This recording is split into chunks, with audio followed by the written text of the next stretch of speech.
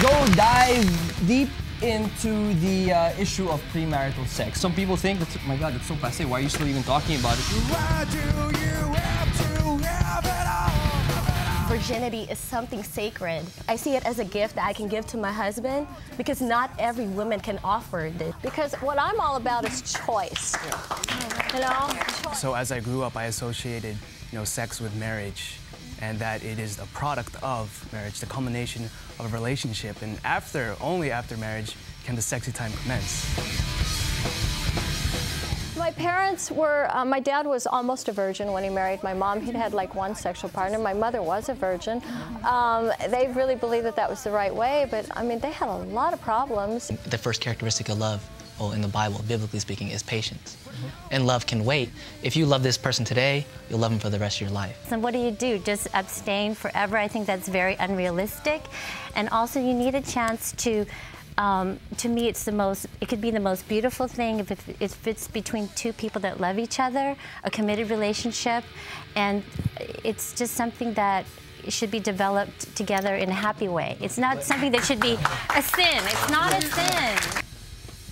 I mean, if we look at theologically wise, it says fornication is a sin.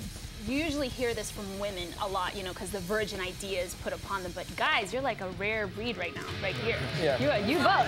You're like a rare, so how do you do it? I'm against premarital sex because I did grow up in a household which didn't allow any talk of sex at all. I feel that saving sex for marriage is not only the right thing to do, but it's what I want to do. Is masturbation part of the abstinence, or can you masturbate? I think masturbation, for the most part, is okay. For those other forms of the traditional intercourse, we have the oral, the anal, and the masturbation. Are those considered premarital sex for you guys?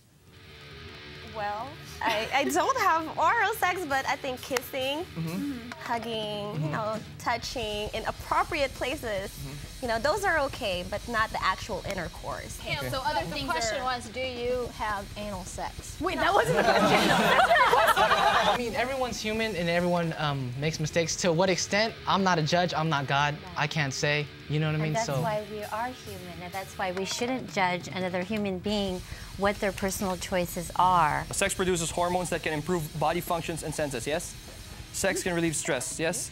Sex can reduce depression, heighten the immune system, relieve pain, and whiten teeth. I don't know what the whiten... You can get the benefits from any type of physical activity, whether it be bowling or ice skating nude, or it doesn't have to be sex. You mentioned that you were practicing abstinence for 4 months now. Are you using the patch? No, I'm using my hand. Oh! What kind of doctrine do you get to? Because if the child thinks, oh, I'm committing a sin, they're not going to talk to you and ask you about protection or, or birth control or anything. It's worth the wait to commit yourself completely, wholeheartedly, and bodily, towards a deep intimacy. I have been a slut, I have been a whore, I have been married and deeply in love, and I have been abstinent. They are all fantastic as long as it's my choice. Stand up and speak out!